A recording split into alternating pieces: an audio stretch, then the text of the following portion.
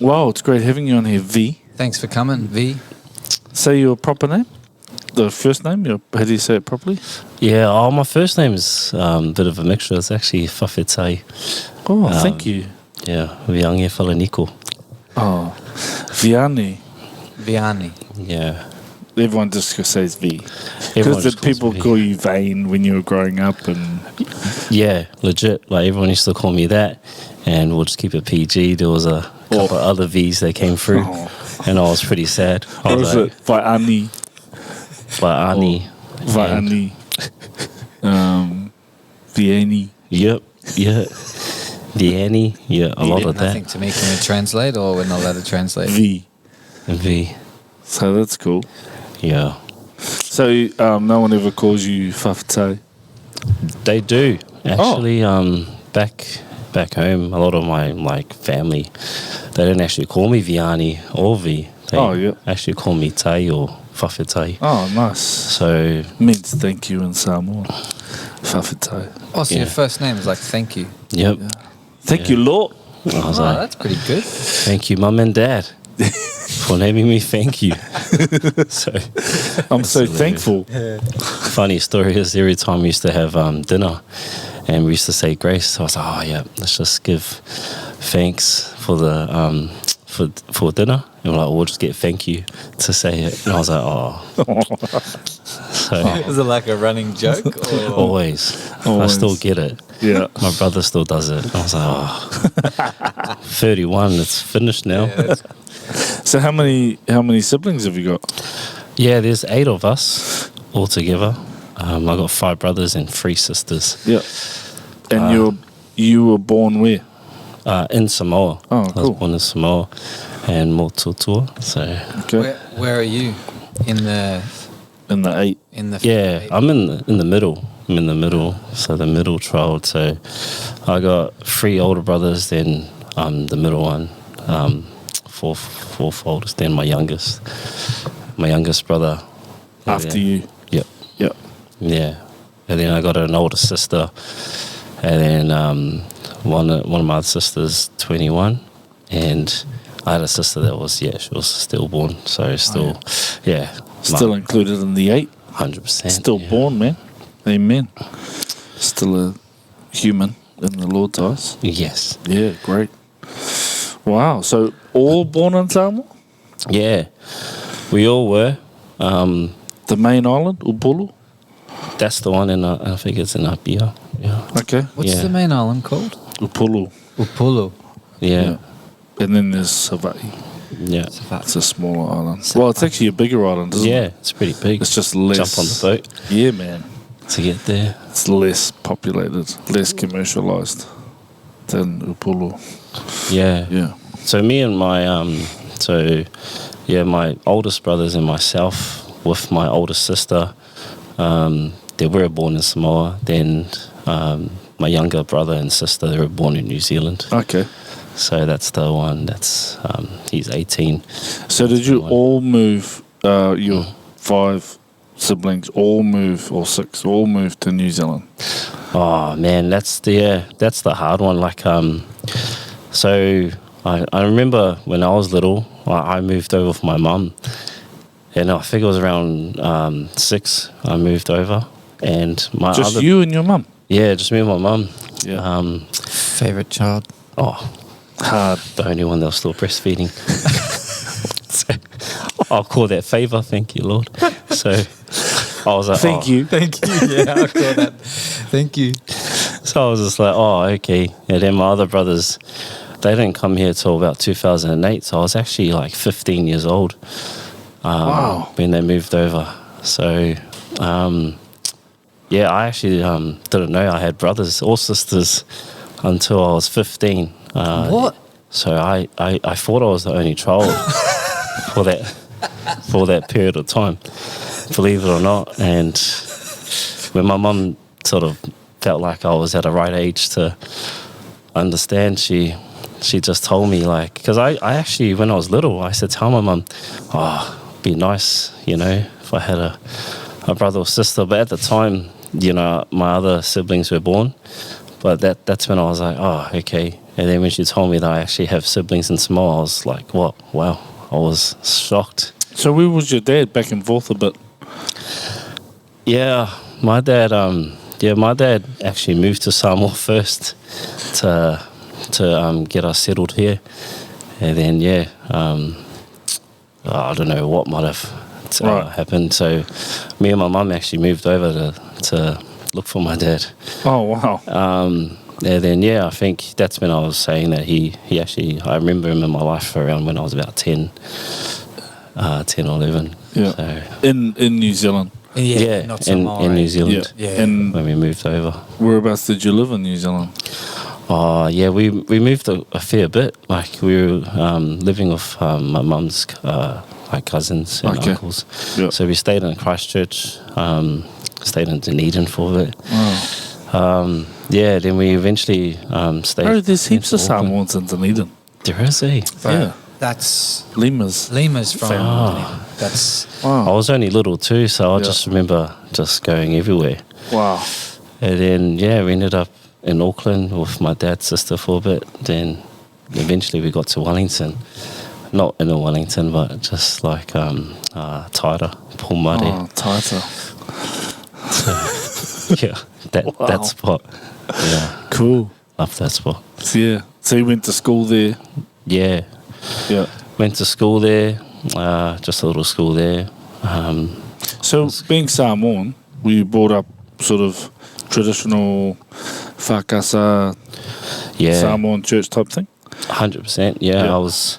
Yeah, every Sunday, we used to go to my auntie and uncle's church.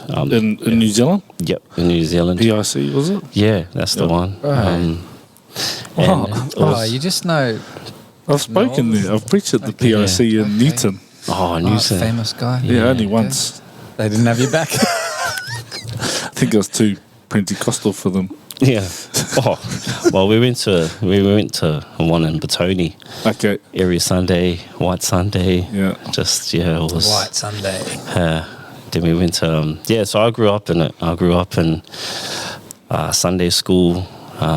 And went through all that with as a child with my parents. Yeah. So I was involved in church. I think. Yeah, I was. Can you remember any Sunday school songs? I don't know. I was always at the back, not listening half the time. But So what was God for you growing up? Like yeah, in your heart, in your mind? yeah. For me, it was more like, man, it was. Come to think about it, like I grew up in a church in a building that had 4 walls, but I still didn't understand what I was actually, who God was. And like, even though I was like so young, I went to church for such a long time as a Catholic, especially with mum and dad. I just always didn't really like realize like what was the purpose of actually sitting in church. I was just mostly just like there, and then I was like, oh, okay, we just have the bread and the wine, and then listen to the priest just talk, and then after that's what my perception was. Yeah. And I was so used to that, and then I was like, oh, okay, this is just a traditional, Right. cultural thing that we used to do. It's Sundays after church. We used to have kongais, like Yeah. full on feeds after, and I was like, Yeah. oh, This is mean as. this is the Lord, or I was like, oh man. So yeah, I didn't really understand it fully until I actually moved to Australia. Okay. So, So it was quite external to you. yeah, It was like a religion, just something your family did yeah, that's it. as yeah. a good thing. Yeah, I just felt like, and if I had to be honest, I was like, go out on a Saturday night in Wellington, 3 o'clock in the morning, come home, and it was just what I was used to. Like, my mum used to be like, oh, church, 8:30, 9 o'clock, got to go to church. And Yeah. I was just so used to that. Like, I don't think it was like any different going partying on a Saturday night and then wake up on a Sunday morning to church. And then it was just, I just did it for so long. So I was always the one that was sitting in the back, falling asleep. Sunglasses on. Sunglasses, oh bro, yeah, speaking my language. So I was that typical, just, oh man, I just gotta get through the service so I can just get to the kongai after this. So yeah, I was just Eat off your hangover. pretty much Wow. KFC and everything. Yeah. Nah, but I think overall, I think deep down there was a desire. Like deep down, I was like, there's got to be more to this. Yeah, you know? of There's got course. to be a little bit more to this. You saw it as a religion? Was it definitely just like a religion or part of your Samoan culture? Yeah, I felt it was just kind of like routine. Yeah, Like okay. it was just, There's no life in it for you. It was yeah. just- I just felt like I grew up in it. Yeah. There was no sort of choice. Yeah. I was like, this is who I am. And when I came to think about it, I was like, oh, am I really starting to not like it?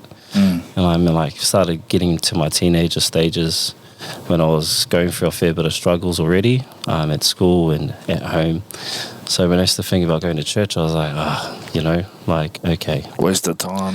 why am I, you know, like, just felt like, the struggle was real. Like, used to, you know, we pray to God for things, for anything you might be going through. But back home, it was like you sow a lot more than pray as well. Like, yeah, my parents were beautiful givers. They used to give to the church, an arm and a leg if they needed to. Yeah. It was just a thing we did. But then I think as a young kid growing up, it really did kind of make me question, like, you know, like what sort of, where you're giving from, where we end up struggling.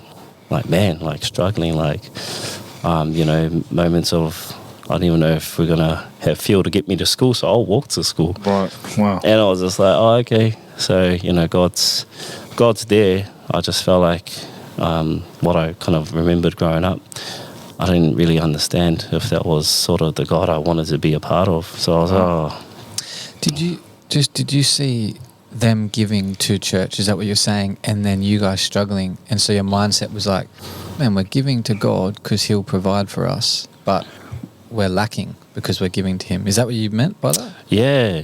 Wow. But I think that's just a thing. Like, that's why I said, my you know, mum and dad, like, they're so full in their hearts to always bless people. Yeah. And I was just like, oh, okay, blessing people. But then I was just like continuously blessing the church. And then I was just like, oh, to the point where I don't even know if we even struggled to have paid the power bill sometimes. And just those things, I was always a bit like thinking about it, like, oh, Skeptical. yeah, I was like, oh, Yeah. okay. I loved the giving part. I just didn't understand how far. Yeah, that So- makes sense. Something like, I agree. So I ended up just growing up, and I started to resent a lot of this as a kid. So I resented it. I was like, oh, not this again. Yeah. You know, there's going to be, this is going to be that week where we're just going to sow the whole thing, and my parents would be like, we'll be all right, God will provide. And I was just like, oh, okay, Mum. Okay, Dad. And then, yeah, same thing again. It's always a bit tough. And I just grew up, that's sort of what I've started understanding about God. I was like, oh. He takes all my money. So I was just like, oh, yeah, sweet. So, and what was school like for you then? So, Yeah. church was becoming, as you're getting older, quite boring and like sort of not irrelevant, but maybe just wrong perception or something. Yeah. What was school like for you then? Yeah, school was a bit, it was a bit hard. I actually came straight from Samoa, didn't know how to speak English. So, like, yeah. Thank you. Just thank you, like, whawhatai lava. And Whawhatai. it was crazy because, like, even now people like think, bro, your English is all right. Yeah. I was just like, yeah, Your English I don't know. is I couldn't believe it, and I didn't like. I just went to school, going through a lot. I just remember, like, I was always that kid at school that would just be good at sports. I just wanted to play sports. Yeah. And when it came to maths, English, social studies, I was like, oh man, I don't know if I can. So I just never really, I was actually never in school half the time. I used to be either wagging school or trying to avoid going to class. And it actually happened right through from my primary days. Like, everyone, oh man, I don't know, it was pretty bad. Everyone knew. I was like, oh, it's V. Like, you know, he's the, he'll be up to no good, sitting outside the principal's office as normal. But was it because you just lacked confidence, or was it actually because of rebellion? Like, you don't come across as a rebellious person. Yeah. Is it just because you were struggling and didn't know how to communicate, or? Yeah, I think it was just like a lot of my I didn't know how to kind of like find confidence at home, or then even at even with friendships. So I was just like, I was so more like, I used to shut things out. Right. And the biggest thing on me was like, even though with church and everything, I was still obedient. I was still respecting my parents and their decisions. So I was really quiet, and I think I was really kept in. So as much as everything was happening at church, I'll still just keep going. Yeah, right. I've always felt that was always been me. Like, I don't turn away from God. I've never felt like it was going to ever happen. I just kind of like, I'll just go with the flow. I don't know if that's all because of what's going in, and I couldn't seem to release it well. But so when I used to go to school, I was just like, I just never really connected well with teachers. Yeah, right. And I ended up, like... How many schools did you get expelled from? I only went to 2 schools. Oh, that's good. And I was like surprised. Yeah. But even I went to all boys school growing up as well, St. Bernard's College, and look, that's a bit of a touchy one. I did anger management class right through from throughout my whole school, 5 years of school. So Wow. I just... That's why he doesn't seem like a troublemaker anymore. He's calm. Yeah. The anger's gone. Wow. I just, I couldn't seem to to keep myself in a good place. So I was always caught up in the wrong. And then even at school, I was a troubled youth, just wanting to fit in, wanting to find something to be a part of. And sometimes, I had some friends, and then there was always like some good influences, and then the ones that were, just not doing the right thing. So I was just like, I'll just go through that side. So I ended up just trying to fly through school, and I actually finished school too. So I was like, great. Thank the Lord for that. Sure. So I felt like God was always there though, because I just couldn't believe going through all that, and I was just like, I couldn't have done it on my own. Yeah, right. So deep down, I knew there was a God that was already there, and I know people praying for me through that time, and I was just like, man, it's an amazing part to even think about it. Like, I couldn't believe I actually got through school. It's amazing. Did you find something at school that helped you to stick it out? Yeah, I found, I feel like... First 11 cricket. I used to hate cricket. The swim squad. I found the synchronised swimming squad. Yeah. I used to do water polo. Crack up. Bro, you'd probably Couldn't even touch the ground. I was like too short. I was drowning, man. And I was born in the islands too, so I couldn't understand. Can't swim, man. Bro, isn't it funny how so many islanders can't swim? It's like we lived on an island. Oh man, that's what I was like thinking to myself half the time. But I think sports kept me well intact, just playing sports. What was the main sport you loved? I played rugby union. Nice. I actually grew up playing rugby union. So I can see your rugby union teacher behind those report cards going, yeah, he fouled everything, but he scored 15 tries last weekend. So believe it or not, I was like more defense than anything. What position did you play? Open side flanker. Oh, let's go. I used to look up to Richie McCaw. So, yeah. No, Come I on. used to love it. But yeah, played. That helped me out heaps. Yeah. Trying to get through it. And you were in Petone at the time. Yeah. Did you play representative footy there? Back home, yeah. I ended up playing through my young ages. I made a lot of rep teams. Like Walter Mills. Oh, was it Walter Mills originally? Yep. Yeah. That was the grade that you got into. Walter Mills was that was the youngest representative footy. can you give me like a comparison, like an Australian comparison? Is that like state, like Queensland, or is that like... Oh, at that young age, it was like your city. Yeah. Yeah, okay. just your region. That Like you had Auckland Walter Mills trials, so I'd go to the trials for Auckland for your age bracket. Okay. Yeah. And then it went under 18s and then under 21s. Yeah. And then like reserves and then seniors. How long were you in New Zealand playing in New Zealand? Oh, till I was about 21. Then I moved over to Australia. What were you playing? You were playing at 21? Oh, still playing, yeah. I played rugby all the way through when I was young. My dad chucked me in rugby when I was like, probably like, I don't know, 10 or 11, started playing. But it was good. Like, I was playing rep footy, like rep teams for rugby. And, like it was pretty tricky because I was, even at a young age, I was playing and I was playing alongside a lot of good players. And I was making a really good name at the time at a young age, but at the same time there was the pressures from my dad. I was just pressuring, like, oh man, like trying to get up in the morning, still trying to train me up and get ready for everything. I just felt like inside I was like, oh, I just want to just take it easy, do life and just enjoy it. Sleep in. So you're, say, 19, 20, 21. Yeah. Footy's a priority. School, you finish school. Yeah. God's not really there. That's Nah. sort of shadowed away. So you're partying and playing. Yep. I was partying and playing.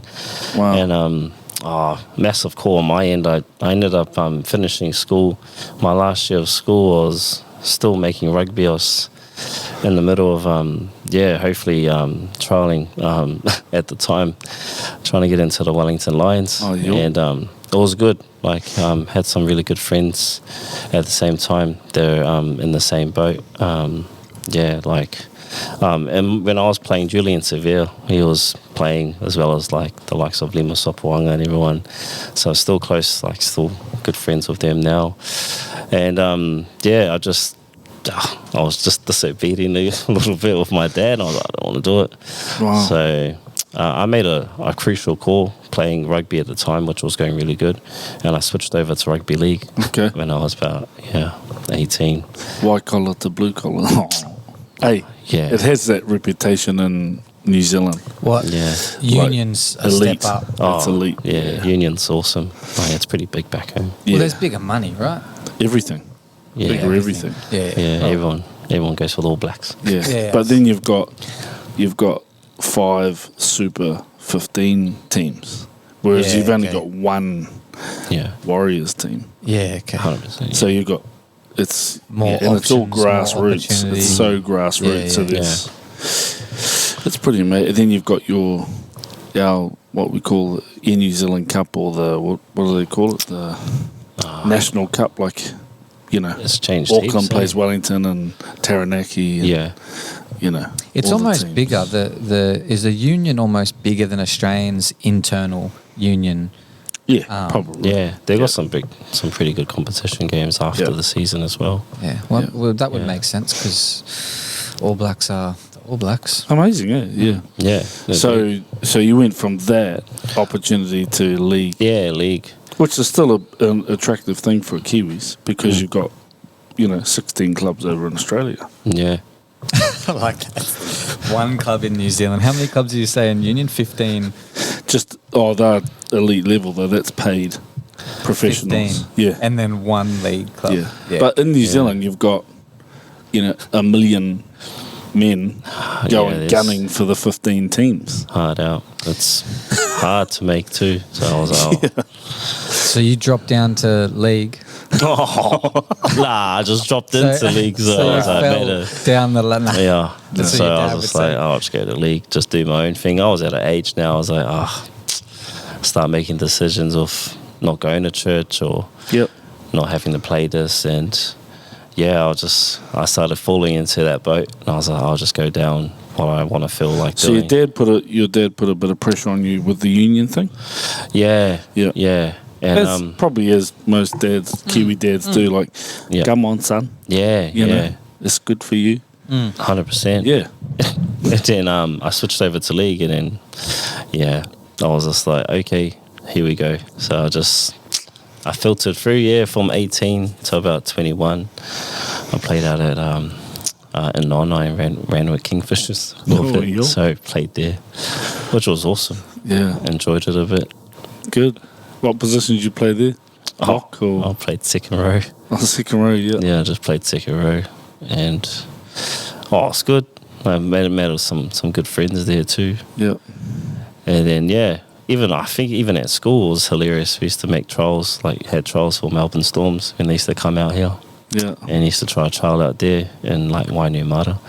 So it was some pretty good things coming through. It was just, there was a lot of stuff at home that I couldn't seem to keep intact. So I was just like, it was pretty much filtering through the sports side of it. So I was yeah, of course. So home life affects your school life, affects your sports life, affects your work life, you know. Yeah, and I couldn't run away from it half the time. I was trying to just let the footy side of it play through, and I was thinking, I'll be all right. But it was, I couldn't seem to run away. I was like always surfacing up again. Right. Like, oh no.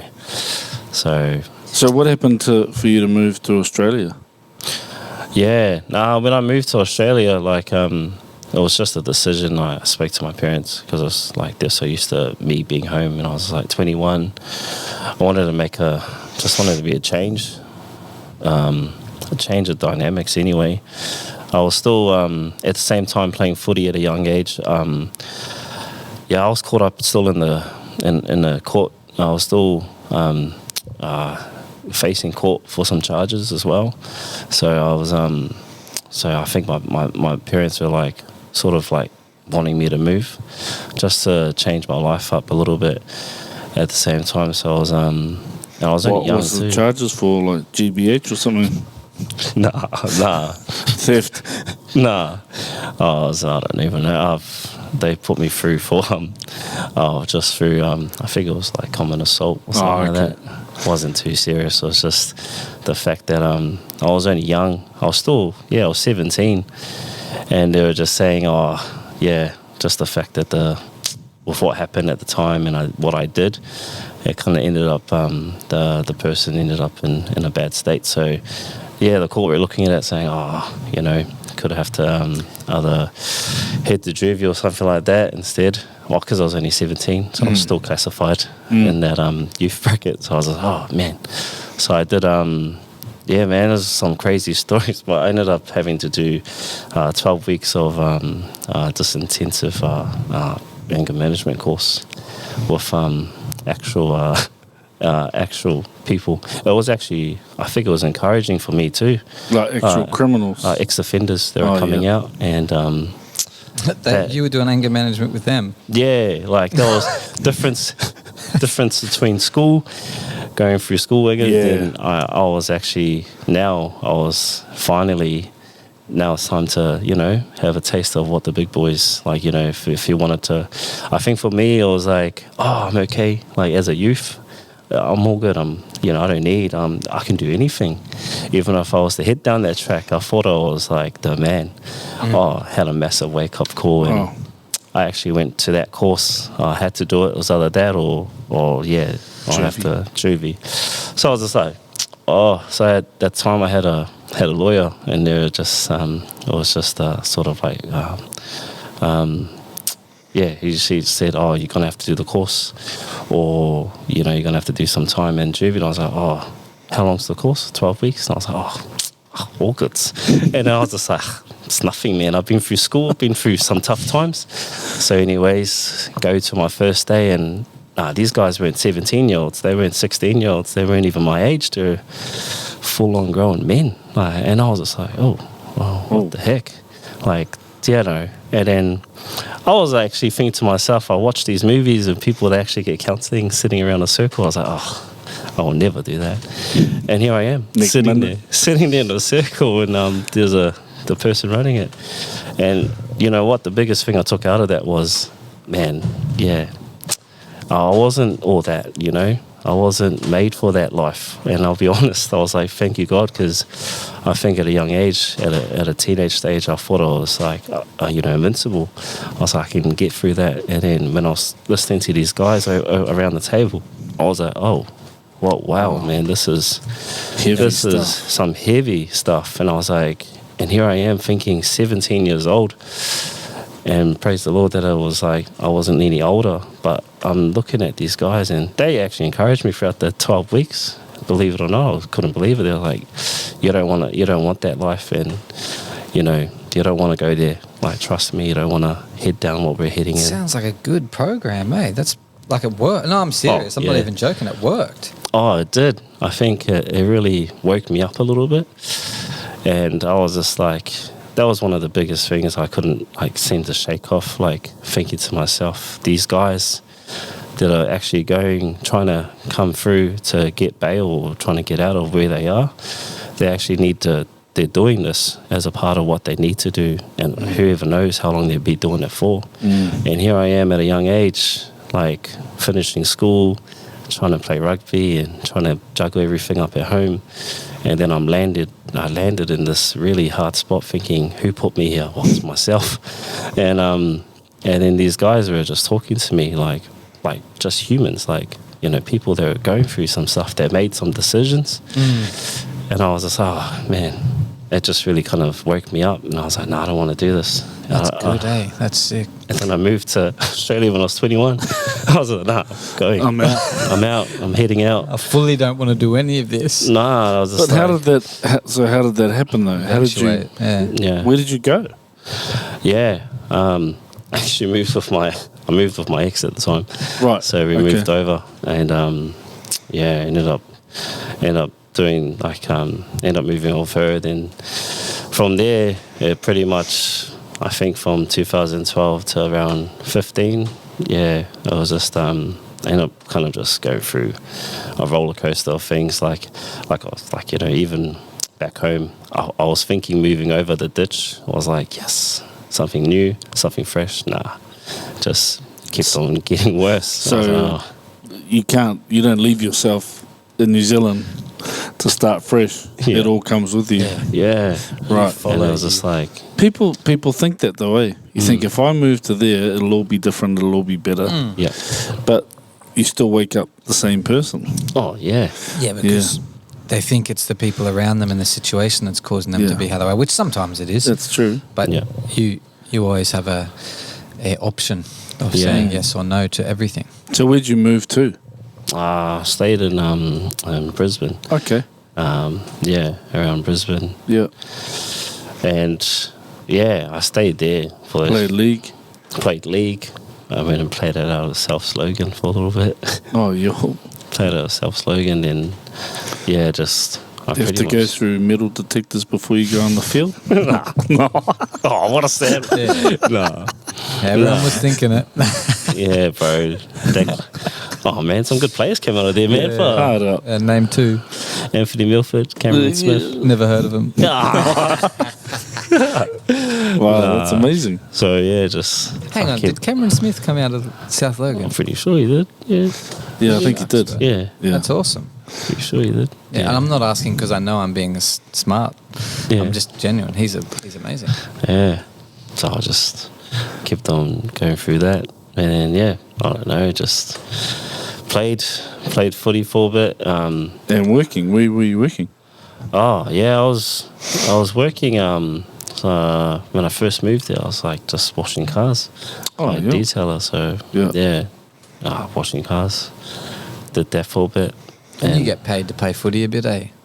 Oh yeah, at that time, if you're trying to slice into I think they called BRL back then, just under Queensland Cup. Yeah, they tend to. Oh man, it's not what you know, two these days in there. So it was just you tend to get a little bit of support from the club, with your sort of commitment too of training and playing. But it was always a good question because it was like, oh man, got to train 3 days a week, then you still got to go to work. Yeah. So you're just like, there's always, if you're gonna try crack it, you're gonna have to just make a lot of sacrifices. So hard, eh? Yeah, so I was just like, I don't even know if 21. I was like, 21 already, moving over. Didn't think there was any sort of opportunity left. Then I was thinking, I'll just keep playing, see what comes out of it. And then 2015, ended up I was playing out there at just ended up making the squad out of that Queensland small side. Sure. which was cool, which was awesome. And then, yeah, that's where kind of things started to pick up a little bit. After, after playing out there, then moving out to Orange for that time. Did you sort of get picked up by Orange? Was it? Or they made an offer type thing? Or Yeah.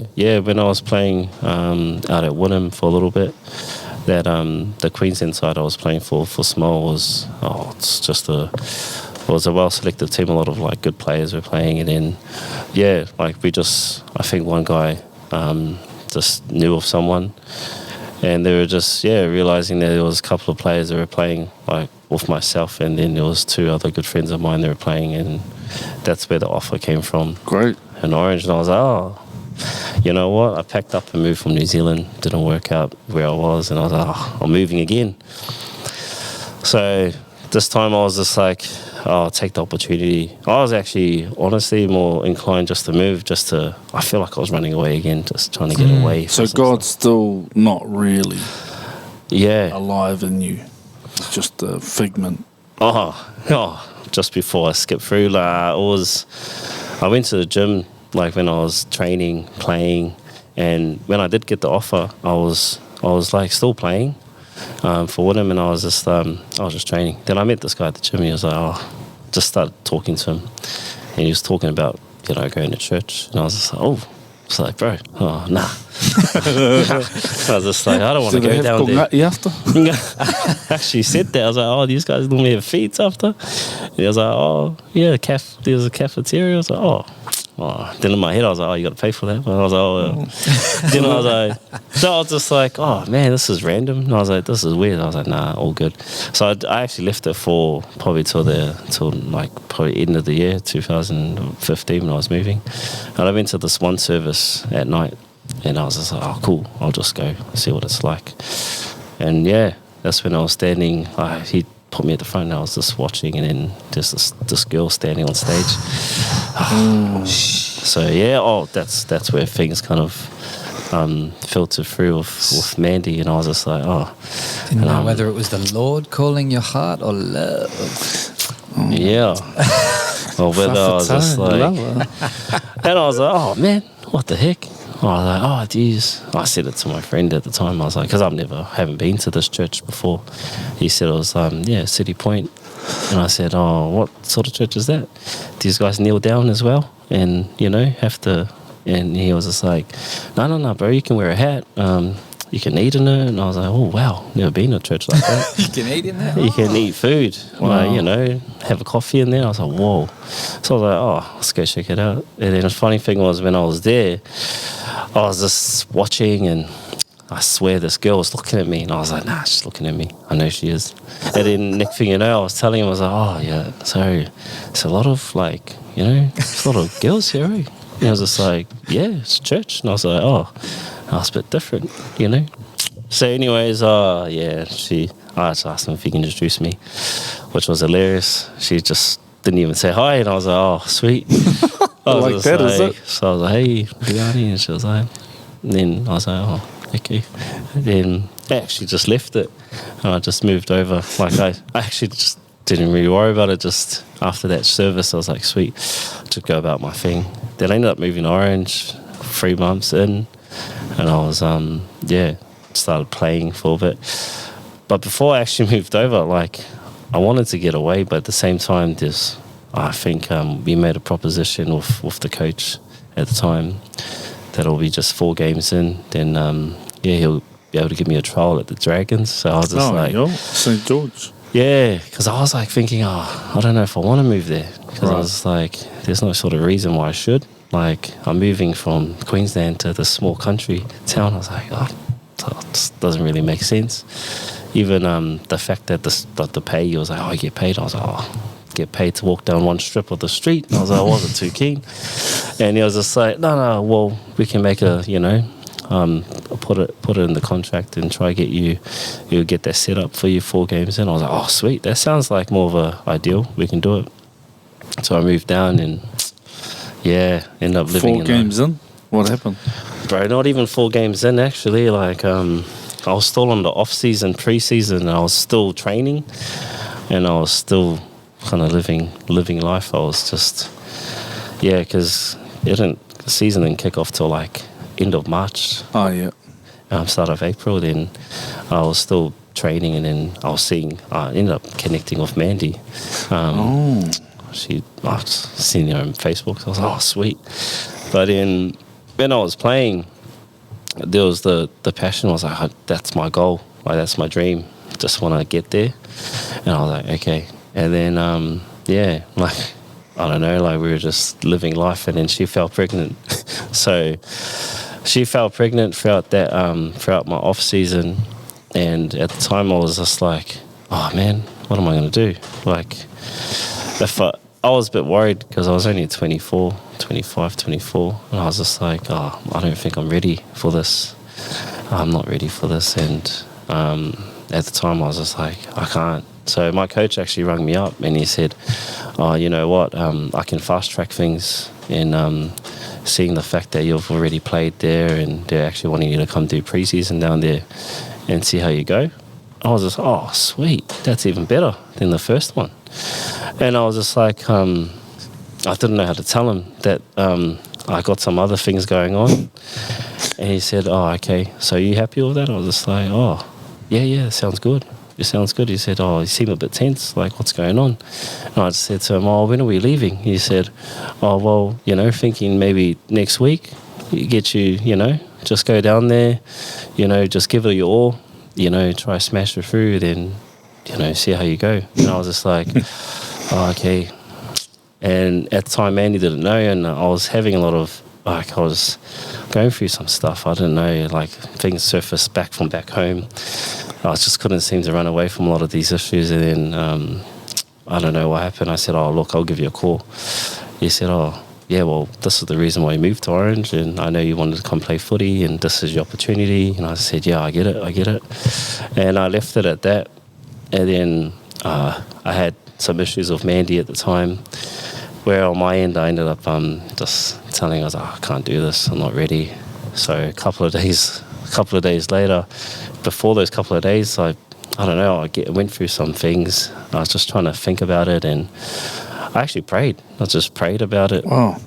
Which I don't normally pray too much. Back then I was just like, I'll just pray to God and see what he says. Wow. So I prayed, and something happened. It actually reminded me of when my dad wasn't in the picture of my life at a young age.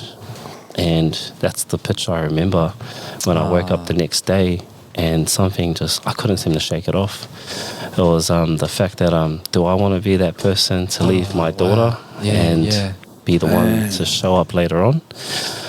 And it just couldn't get out of my mind. So I was like, wow, what the heck? I prayed, and then this thing just keeps hassling me, and I was trying to I don't need it. I need to just focus on the dream. Then I couldn't shake it off, so I picked up the phone, and I actually rang Mandy. And I said, oh, hey, how are you? And she was like, doing good. And I said, I actually think, do you want to move down and just give it a go? From Brisbane to Orange. Yeah. And she was probably having a lot of things go, she was doing good in her life already, and yet she's already made a decision. She's having the baby. And I just said, oh, look, I'm happy to give it a crack. And then she goes, oh, what about you moving to, for the opportunity for the Dragons to train then? I was like, oh, I'll have a chat to my coach at the time. So I just went through with it, and just rang him up, and he was a bit disappointed. Oh, so you chopped it. You just said, nah. Yeah, I said to him, look, it is what it is. I've made some decisions in my life, and it actually filtered back to a lot of it, going through that period with those ex-offenders, going through that and realising that, then remembering my dad, then I was just like, this is it. I need to just make that decision. And I was 24, so I was just like, it's either now or never. So I just left it. Wow. Man. So I just left it. And did you stay in Orange? Yeah, we did. So Mandy moved down? Moved down, stayed in Orange. Played for a bit. Played for a bit, and then not long after, I even went to church Down in Yeah. Orange. Oh, because Yeah. Mandy would have, like, did she encourage you, or that was just your She own? just prayed, and Wow. I was just like, "Yeah, you can pray. I don't mind." She was just praying all the time. I was just like, "What the heck?" And I just kind of flew with it as well. So eventually I just went to work one time and came back home. I was like, "Oh, should we just go to church?" And yeah, we went to church and whatnot, and that's when I started to really realize that this is different compared to what I've been through as a young kid. And I think what the big thing was I knew God, but I had no relationship. So Right. I started really finding like a really loving, caring relationship for God. And So you were 24 at the time. yeah, 24. And I was just like, I didn't think you could actually love someone like that. Wow. And someone loved me more, like anything. Like I've never had God actually love me, what I've loved, like how he loves me now. I actually didn't realize that was a thing. And I was like, wow, it's real. Wow. How cool is that? And So did things start shifting in your heart then? yeah, it did. A lot of it, like, a good thing was I felt like God changed my heart of stone to a heart of flesh. Wow. And I was starting to, like when Winter was born, starting to really soften and starting to really see a purpose of life. And God was really doing things in that time. And even though I didn't realize it's still a journey, still now going on a journey, but I used to think that you get saved, get baptized. I got baptized and I was just like, oh, I'm new. The next thing you know, I was like, oh, yep, no. I'm still trying to get through some Work stuff. to be done. Work to be done. I was just like, oh, yep, no, okay, I'm not new, just new for the Lord, but Yeah. still got to go You're a on. new creation. You are new, but Yeah. you're still being created. Yeah. Hey, it's that sanctification. Yeah, sanctified. Yeah, it's the process, eh? Yeah. Wow. And I was just like, oh man, it was awesome. I felt healed by it. Like a lot of everything. Like, man, I couldn't believe it. Like I started forgiving a lot of my families, like a lot of my aunties, my uncles. It's just God just spoke it out and I just followed. I was like, I forgive this and I forgive Wow. that. And just, oh man, I was, because as a Samoan growing up, you, as a man, as a young boy, you learn to be strong and you don't cry. So here I am crying in church. Here I am full balls, like just tearing up. And I felt like you don't have to be a man to keep it all in. And that just really, even as a kid now, like as a kid back then, I couldn't, imagine what I could say to a lot of the youth that might have been in my time is that, yeah, the cultural side of it is different to just seeing, kingdom culture for the Lord. I think that's a big thing. Like that's been amazing for me that I can show my emotions. I've come to a place of forgiveness. That's amazing. For everything in my past, and seeing that it's bearing fruit now. Like I'm just so grateful for knowing God, having a relationship, and loving my family and putting God first above all else. So and I couldn't even think to myself when I had a wife that says, I say to Mandy sometimes, like, I'll put you first. She goes, no, darling, we put God first.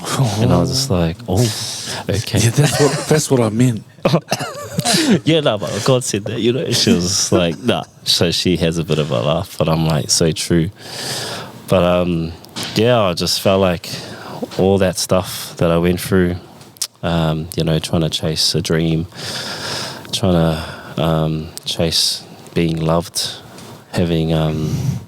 finding something in life, actually came all around to, I believe that's what God always intended. And I actually, like, even throughout everything I went through, like, some people would say, oh man, you shouldn't have gone through that. Oh, praise the Lord that I did, because I wouldn't be where I am today. Well, that's true. And I'm actually grateful, like I could have made any other decision as a young kid, but I felt like God was always there, just reminding me. So I was just like, yeah, it was awesome. Wow. Yeah. Well, there's still more we could talk about. Your even how you've moved from Orange to Gold Coast is quite miraculous. Eh? Oh, But that's powerful another story. Yeah. that's another great example of God's provision. Yeah. So And I love